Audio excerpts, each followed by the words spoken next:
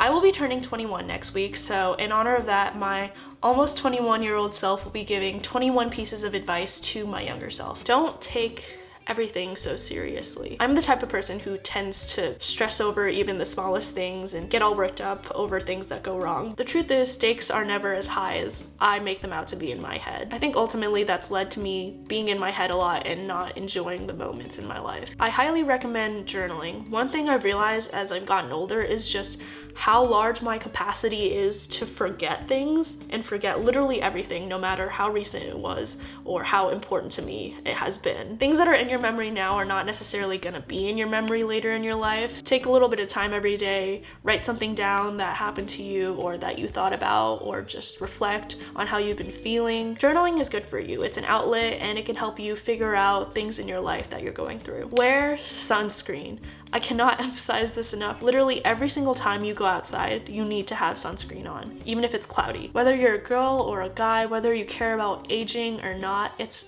honestly just so important. Skin cancer is real, it's scary, and all you need to do is spend 30 seconds a day putting sunscreen on and you will have protected yourself. This is something I feel very strongly about. Don't let anyone tell you your taste is trash. If you like country music, if you like anime, if you like weird art house films that nobody seems to understand, then you like those things and there's no reason to be ashamed of it. Nobody has a right to make fun of you or make you feel bad for liking a certain type of music or watching a certain type of TV show. Something that you most definitely will not learn from any educational system is how to cope with negative emotions. It's something that I only learned because I started going to therapy, but if you don't know how to cope with emotions that you don't want to have, it can be really self-destructive and detrimental. I recommend reading up on acceptance and commitment therapy, and also there's a book by Kristen Neff about self-compassion that I really like. Those are two things that have helped me personally. When I was younger, I think one of the biggest things that I was trying to figure out is, how am I going to be successful? And there's a lot of different ways to answer that question, but here's what I would say to myself. If you're looking for a formula for greatness, the closest we'll ever get is consistency driven by a deep love of the work. I can't tell you how many times I've had an idea and I thought, oh, I'll just write that down later, I can remember that.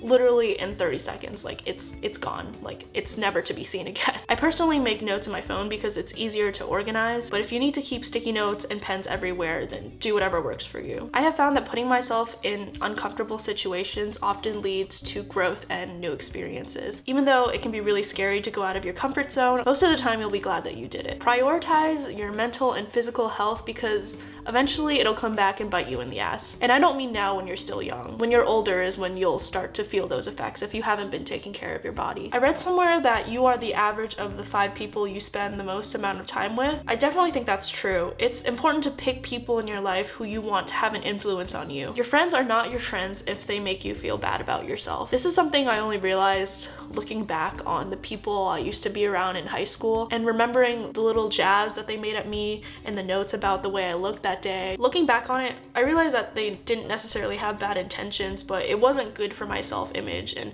overall probably wasn't good for me to be spending time with people who made me feel that way sometimes. We spend a lot of time trying to figure out who we are, what our future is going to look like, making a plan for our career or our relationship goals. But the truth is, a lot of times that's a waste of energy because unfortunately life happens, people change, plans get derailed, and as someone who's spent a lot of time just stressing about the future and what I'm doing now to prepare myself to be successful, I think a much healthier mindset is going with the flow and doing your best and just seeing what happens instead of trying to look too far forward. A wise friend of mine once told me, career is something that you look back on, not forward on. Well, he said it a lot more eloquently than that. Career is something that you look backward on, not forward, because you can't predict the future. Back up your data. If your files are important to you, they should exist in at least 2 different places. As somebody who's currently dealing with a broken external hard drive, just trust me, it's expensive, but back up your data. This is something that I'm personally not very consistent with and not very good at, but meditating can have a lot of benefits. For me personally, there's always a lot going on in my head, and to try to stop that is pretty difficult. For me, what's helped is treating it like a game. I see how long I can lay there with my eyes closed and let go of my thoughts and just be still. On my first day of introduction to macroeconomics, my professor told me about compounding interest, and that was the day that after class I called my mom and I was like, I am starting a retirement account immediately. If you start your retirement account when you're young and put in like a couple $1,000s here and there, you can literally be a millionaire later in your life. And you can do your own research on this. Because of the high interest rate in retirement accounts and the fact that you have a long time to go before you actually retire and can use that money, the money grows pretty significantly. One thing that never ceases to amaze me is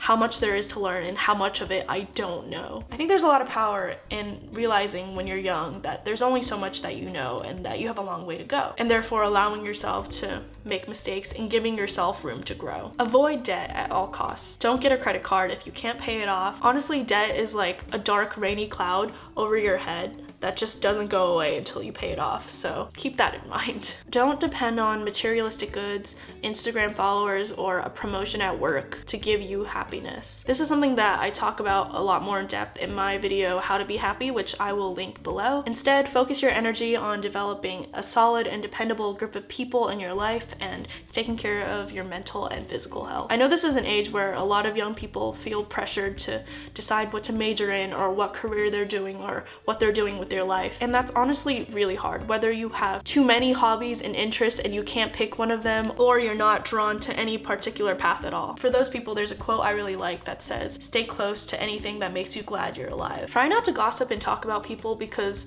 most of the time nothing good will come out of it, or you'll get yourself in trouble somehow. I'm definitely still guilty of this now, but I was a lot worse when I was younger. Basically, don't say anything about anyone that you wouldn't say to their face. And last but not least, be kind to yourself. I can't tell you how many therapy sessions I've had that ended in, you know, it really just sounds like you need to be more gentle with yourself. In the past, I think I beat myself up as a form of negative reinforcement in order to get myself to do things that I wanted to get myself to do, because that's what I thought I needed to do in order to justify my existence, which is pretty sad, but you know, that's why we're all just trying to work on ourselves. That was 21 things that I would say to my younger self. If there's anything that you would like to say to your younger self, leave it in the comments below. My name is Grace. I hope you are having a good week wherever you are, and I will see you again soon. Bye.